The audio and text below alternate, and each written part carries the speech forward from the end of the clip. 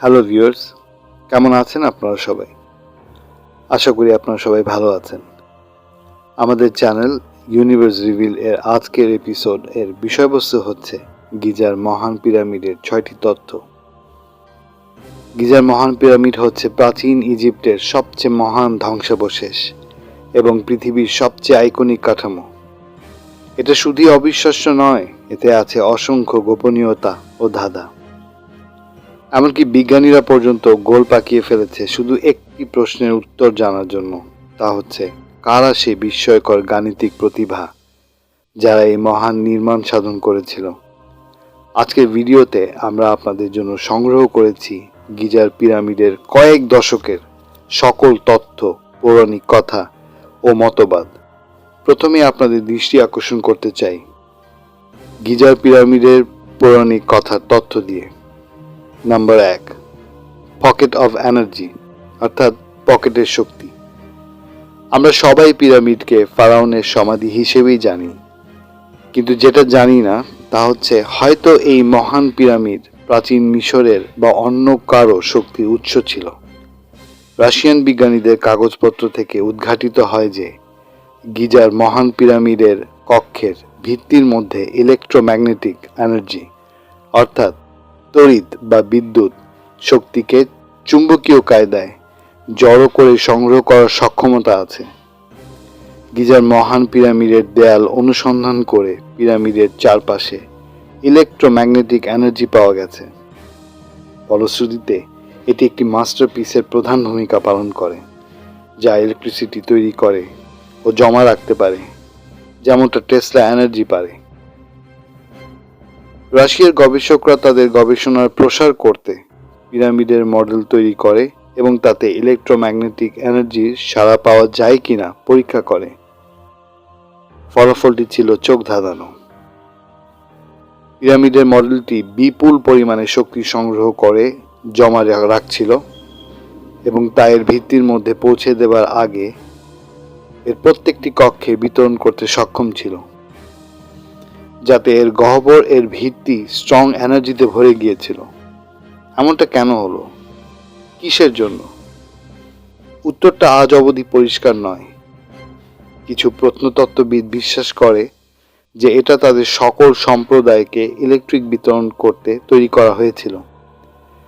এমন ধারণা যদি সত্যি হয়, তবে কি প্রাচীন মিশরীয়রা অনেক আগে থেকে ইলেকট্রিসিটি ব্যবহার করে আসছিল? আধুনিক যুগের আগেই তারা ইলেকট্রিসিটি তৈরি করতে পারত? ইলেকট্রিসিটি কি তবে আধুনিক যুগের সৃষ্টি নয়, হয়তো পুরনো যুগের সৃষ্টির প্রবর্তন মাত্র? আরও কিছু প্রত্নতত্ত্ববিদরা বিশ্বাস করে যে পিরামিড হচ্ছে এলিয়েনদের তৈরি।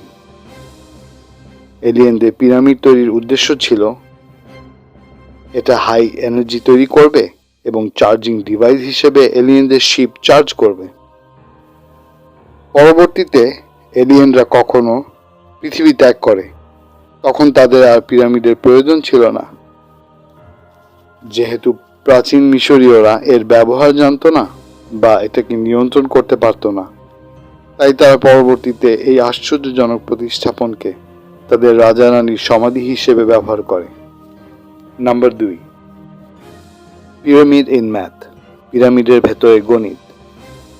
পিরামিডের অবাক করা বিস্ময় শুধু এর বৃহদাকার স্থাপত্য নয়, পিরামিডের অনেকগুলো বিস্ময়কর বিষয়ের মধ্যে একটি উল্লেখযোগ্য হচ্ছে এর প্রস্থ ও উচ্চতার মধ্যকার দূরত্ব আশ্চর্যজনকভাবে পৃথিবী ও মহাবিশ্বের মধ্যকার দূরত্বের সামঞ্জস্যপূর্ণতার সাথে মিলে যায়। উদাহরণস্বরূপ, যদি পিরামিডের ভিত্তির দৈর্ঘ্যের সাথে 2 দিয়ে গুণ করা হয় এবং এর ক্ষমতা 8 পর্যন্ত বাড়িয়ে দেয়া হয়, তাহলে সূর্যের রশ্মি বিকিরণকর রেখার দৈর্ঘ্যের সমান হবে। যদি পিরামিডের উচ্চতার সাথে এর ক্ষমতা 9 পর্যন্ত বাড়িয়ে দেয়া হয়, তাহলে তা পৃথিবী থেকে সূর্যের দূরত্বের সমান হয়ে যায় এবং সূর্যের চারপাশে পৃথিবীর কক্ষপথের ব্যাসার্ধের সমান হয়। যদি পিরামিডের ওজন এর সাথে ক্ষমতা 8 গুণ বাড়িয়ে দেওয়া হয়, তবে তা পৃথিবীর ভারের সমান হয়। পিরামিডের বক্ররেখা পৃথিবীর ব্যাসার্ধের সমান। যাই হোক, পিরামিড কি উদ্দেশ্যমূলকভাবে তৈরি করা হয়েছিল, নাকি একটা নিছক ঘটনা? এ ব্যাপারে সরকারি দলিলপত্রে কোনো কিছু উল্লেখ নেই। নেপোলিয়ন একটি উদ্ধৃতি করেছিল, এ পৃথিবীতে কোনো কিছুই একটা নিছক ঘটনা নয়। আপনাদের মন্তব্য কি? যাই হোক, যদি পিরামিড উদ্দেশ্যমূলকভাবেই তৈরি করা হয়ে থাকে এবং এর আয়তন ও ওজনের সাথে পৃথিবী ও সূর্যের সঙ্গতিপূর্ণ হয়ে যাওয়া পুরো বিষয়টি প্রমাণিত, তবে কারা পিরামিড তৈরি করল? প্রাচীন মিশরীয়রা এই জ্ঞান কোথা থেকে পেল? নাম্বার 3, দ্য সিক্রেট ম্যাটেরিয়াল, গোপন উপাদান। আপনাদের মনে কি কখনো প্রশ্ন জেগেছে যে পিরামিড তৈরিতে কি ধরনের উপাদান ব্যবহার করা হয়েছে? এতে এত পুরনো কাঠামো হওয়া সত্ত্বেও কত শক্তিশালী অবস্থান নিয়ে দাঁড়িয়ে আছে। 4500 বছরের সকল ঝড় তুফান, বাজে জলবায়ু উপেক্ষা করে আগ্রহী বিজ্ঞানীরা দল তাদের প্রশ্নের উত্তরের খোঁজে অনুসন্ধান করতে চলে গিয়েছিল গিজার পিরামিডে। পিরামিডের নমুনা পরীক্ষা করে জানা যায় এটি এক প্রকার বিশেষ চুনাপাথর। এর কাঠামোর সারিগুলো বায়বীয় এবং এর সক্ষমতা কাদামাটির মতো একই রকম। এতে আছে স্বচ্ছ ছোট আকারের বিশেষ ধরনের খনিজ পদার্থ। আজও পিরামিডের প্রতিটি সারি ধাতুমাক্ষিক জলজলে আলো ছড়াচ্ছে। পিরামিড তৈরিতে আরও একটি কৌশল ব্যবহার করা হয়েছে, যা আমাদের বর্তমান সময়ের কনক্রিটের কৌশলের মতো। পিরামিডের সারিগুলো তৈরিতে যে মিশ্রণ ব্যবহার করা হয়েছে তার নমুনা থাকা সত্ত্বেও বিজ্ঞানীরা এর বিশ্লেষণ করতে আজও সক্ষম হয়নি। Number 4, the real builder behind the pyramid, pyramid তৈরির আসল নির্মাতা। পৃথিবীতে তৈরি হওয়া প্রত্যেকটি নির্মাণের তথ্য আছে। এর মাঝে কিছু নির্মাণ রহস্যময়, অর্থাৎ কোনো সুনির্দিষ্ট তথ্য নেই। গিজার পিরামিড হচ্ছে রহস্যময় নির্মাণের একটি। গিজার পিরামিডের উচ্চতা 131 মিটার। এর প্রতিটি খণ্ডের ওজন 2.5 থেকে 15 টন, অর্থাৎ একটি খণ্ডের ওজন একটি হাতির ওজন থেকেও ভারী। আধুনিক প্রযুক্তি ব্যবহার করেও পিরামিড তৈরি করা অসম্ভব। আবারও প্রশ্ন এসেই যায়, কিভাবে 4500 বছর আগের প্রাচীন মিশরীয়রা এত বিশালাকার শক্তিশালী পিরামিড তৈরি করল? এটা নিঃসন্দেহে কোনো চক্রান্তমূলক তত্ত্বের সৃষ্টি করেছে। তাই আসল প্রশ্নটা হলো, গিজার গ্রেট পিরামিড এর নির্মাতা কি আসলে এলিয়েন? প্রাচীন মিশরীয়রা তবে কি কৃষি জীবন ছেড়ে দিয়ে নক্ষত্র বিজ্ঞান গণনায় রপ্ত হতে ব্যস্ত হয়ে গিয়েছিল? এটা আধুনিক বিজ্ঞানের হিসেবে অসম্ভব, কিন্তু পিরামিড তৈরিতে নক্ষত্র বিজ্ঞানের জ্ঞান ব্যবহার করা হয়েছিল। এসব প্রতিভার ধারণা 4500 বছর আগে কোথা থেকে এসেছিল? আলোর গতি 29,97,92,458 মিটার প্রতি সেকেন্ডে। গিজার পিরামিডের উত্তর দিকের দ্রাঘিমা হচ্ছে 29,97,92,458 ডিগ্রি, যা সম্পূর্ণ মিলে যায় আলোর গতির সাথে। গিজার পিরামিড ওরিয়েন্ট বেল্ট বরাবর উত্তর দক্ষিণ পূর্ব পশ্চিমের মৌলিক বিন্দু থেকে নিখুঁতভাবে সারিবদ্ধ। এমন অনেক বিস্ময়কর তথ্যের প্রমাণ পাওয়ার পর প্রত্নতত্ত্ববিদ, বিজ্ঞানী, এমনকি ইতিহাসবিদরাও আত্মবিশ্বাসী যে এমন কিছু তৈরি করার ক্ষমতা প্রাচীন যুগের মানুষের ছিল না। সুতরাং বিস্তৃতভাবে বিশ্বাস করা হয় যে এলিয়েনরাই পিরামিড তৈরি করেছিল। বর্তমানের প্রযুক্তির একজন অতি ক্ষমতাবান ব্যক্তি ইলন মাস্ক তার টুইটারে পর্যন্ত লিখেছিলেন, সুস্পষ্ট রূপে এলিয়েনরাই পিরামিড তৈরি করেছিল। আপনারা কি মনে করেন? Number 5, the pyramid have 8 sides, পিরামিডের আছে 8টি পাশ।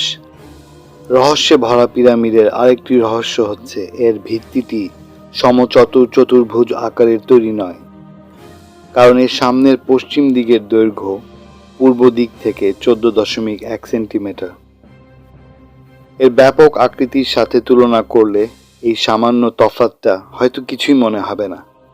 গিজার পিরামিডকে যে নিখুঁতভাবে ওরিয়েন্ট বেল্ট এর নক্ষত্রের সাথে শ্রেণীবিন্যাস করে তৈরি করা হয়েছে এবং পর্যালোচনা করে এর থেকে পৃথিবী ও সূর্যের যে তথ্য পাওয়া যায়, এর পরেও কি মনে হয় তফাৎটা ভুল ছিল, নাকি এটা আরেক রহস্য যা উন্মোচনের অপেক্ষায় আছে?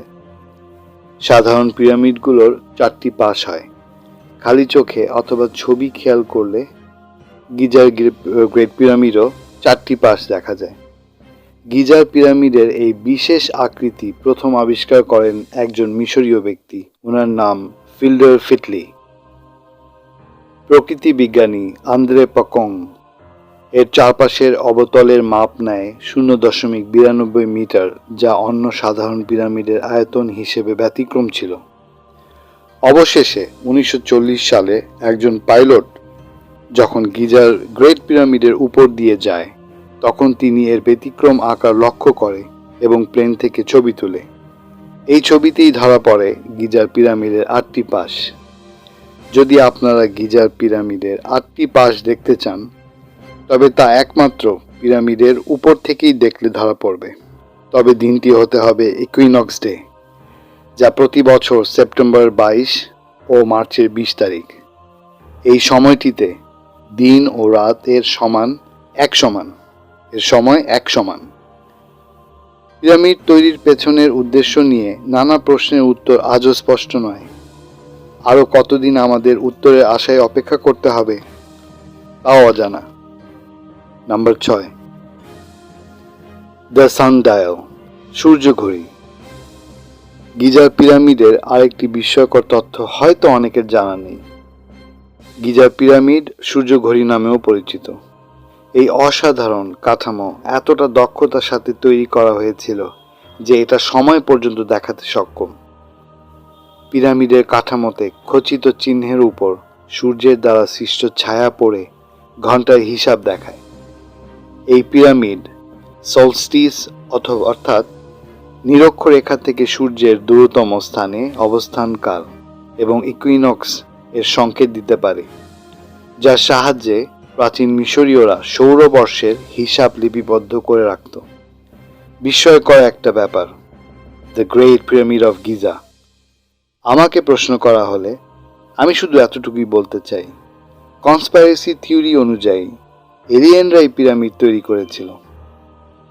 কিন্তু যদি তা সত্য না হয়, তাহলে গিজার পিরামিড অবশ্যই একটা ঐতিহাসিক প্রমাণ বহন করে যে প্রাচীনকালের মানুষের কাছে এই আধুনিক যুগের মানুষের চেয়ে অনেক বেশি উন্নত প্রযুক্তি ছিল। আপনারা কি মনে করেন? নিচে কমেন্ট বক্সে লিখতে ভুলবেন না। আজকের মতো এখানেই শেষ করছি, তবে অবশ্যই আবার ফিরে আসব নতুন এপিসোড নিয়ে। ভিডিওটি ভালো লাগলে লাইক দিতে ভুলবেন না। আমাদের চ্যানেলটিকে সাপোর্ট করতে দয়া করে সাবস্ক্রাইব করুন আর নোটিফিকেশন বেলটি চেপে নিশ্চিত করুন যেন আমাদের পরবর্তী এপিসোড মিস না হয়ে যায়। সাথে থাকবার জন্য অনেক ধন্যবাদ।